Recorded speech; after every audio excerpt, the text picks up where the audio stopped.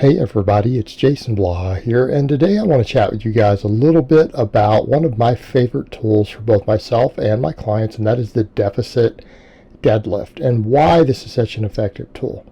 Now, I want to get a couple caveats out of the way because every time we bring something up, people like to create their exceptions to the rule and say, but Jason, there's one person out here in the world who can't safely do deficit deadlifts, therefore you're wrong, right? Because that's all people need to do to say that your advice is not good, is find one person who it's bad advice for, which is ludicrous. So let's get those out of the way. Number one, people who have really bad mobility and short arms are already doing a deficit deadlift. I'm not talking about people who have severe mobility issues, but if you do, you're a novice. You're a novice lifter. Now, people will also say, well, I deadlift 400 pounds. Well, you're still a novice if you have bad mobility. If you can't move your body, large sections of your body are still untrained for the most part, right? That's what poor mobility means. You could actually not even fall into this category I'm worried about if you're deadlifting 225. But let's get that out of the way. People with really short arms. What do we mean short arms? Well, measure your wingspan versus your height. And I mean your real height, not what you think your height is. Your actual real height. Okay? And if your arm length is maybe the same as your height. So if you measure yourself at 6 foot tall, exactly 6 foot, and your wingspan is 6 foot or less, deficit deadlifts may not be that great for you. Or if you do, you need to stick to a very, very small deficit, like no more than an inch. Why? Because you're already pulling at a deficit, particularly if your wingspan is shorter than your height. Kind of a big deal, right? There's a lot of different biomechanics involved here, but those are rules you could look at and say, okay, maybe not for me. And it's because you're at such an extreme deficit that you're already deficit pulling, right? You're deficit pulling already. When I say novices, I'll talk about rank novices. There's different levels of novice, okay? And let's disregard anything I have said in the past of, look, if you run my novice program, this is the strength levels you should get to. That doesn't mean that you're a novice for the back half of the program. Okay, I want that to be clear also. You're not a true novice just because I have you on a novice program. There are people who almost got to advanced numbers running my novice program. They passed all the way through intermediate. Okay, what do I mean a novice? I mean people whose lower backs are weak. People whose lower backs are untrained. If you haven't been doing good mornings or hyperextensions or work for your low back, and you're weak, and you have mobility issues, okay, the deficit deadlift might not be for you. How do you know if you have mobility issues? Put the empty bar on your back for a good morning and see if you can get to 90 degrees for reps. You can't do that. You need to work on your mobility. How do you work on your mobility? Yeah, how do you do it? Well, do good mornings. So people who can't move, their hamstrings are too tight, who are going to end up rounding their lower back when they try to deadlift already, which means they're definitely going to round it on a deficit deadlift. It's not for you. It's not who I'm talking about. So let's just kind of cut these people out of the equation. People who have built a base and they have some low back strength. Right? You can do good mornings for a full range of motion with 75 pounds or something. Right? You can do 10 reps with 75 pounds all the way down. Hey, great. You can probably do these. You can deadlift 225 for a rep or two. Right? You can probably do these. Are you still a novice? Yeah, sure, the person's still a novice. They're not so much of a novice that they can't deficit pull. So let's discuss the benefits. We're adding range of motion at the bottom. What does this do for us? Well, it does a lot of things. First of all, when we talk about hypertrophy, what is the biggest knock against a deadlift? What is it that people say makes a deadlift inappropriate for hypertrophy?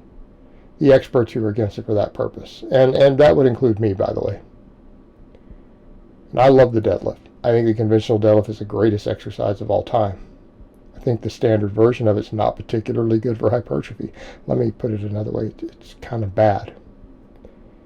Setting aside novices. Okay, they don't need to worry about these rules. We're talking about people who finished up most of their noob gains. What's bad because it, number one, puts a huge amount of weight on your spine, axial loading. That's hard to recover from. Now, that's a good thing in certain ways. Axial loading exercises tend to be exercises that make you bigger and stronger. They also beat your recovery up. They beat your recovery up a lot.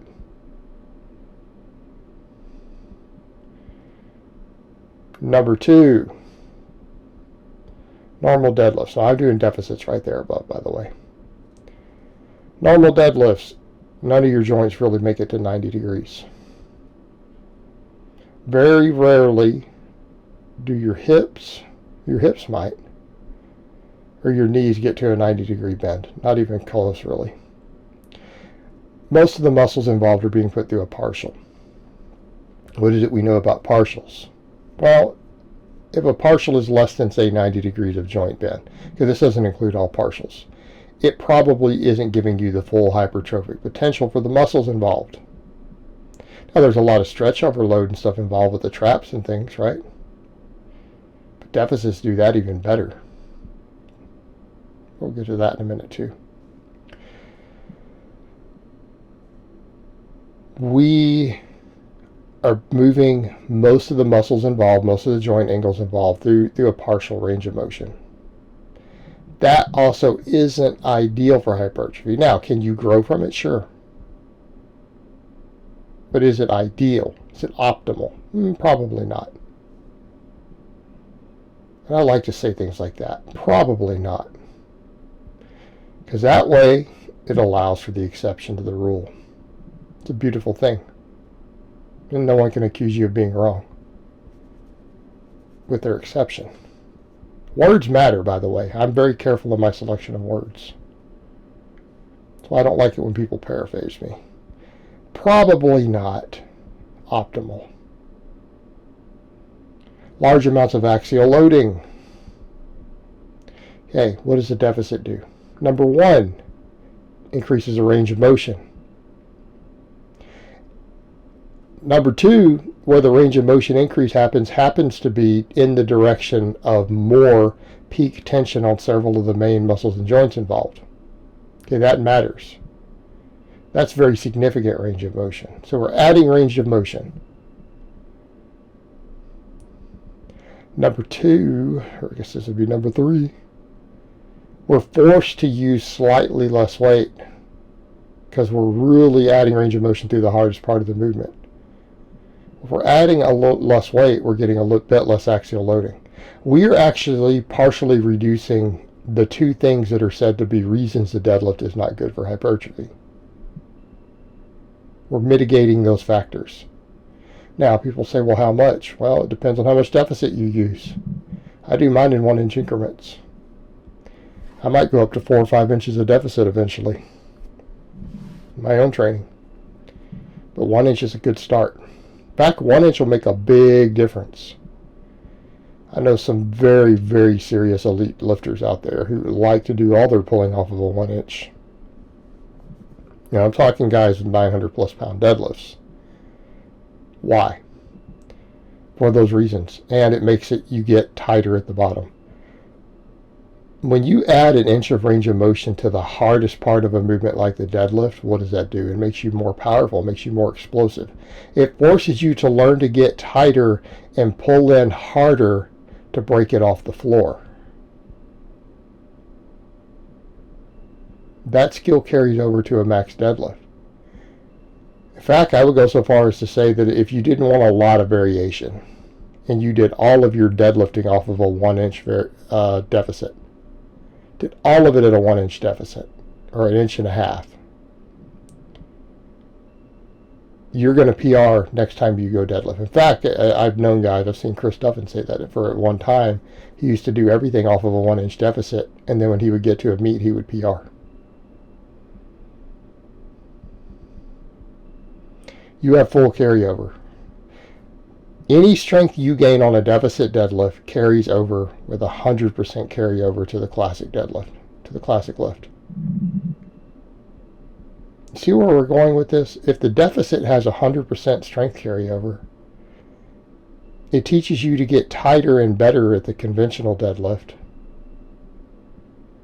And it's better for hypertrophy. Does that mean if you are mobile enough to do it safely and you have a strong enough low back to do it safely, that it would be a suitable replacement across the board? The answer to that is yes, if you meet those other circumstances. Alright guys, well that's really all I have to say on that today. I hope it's been informative, and I will talk to you guys next time.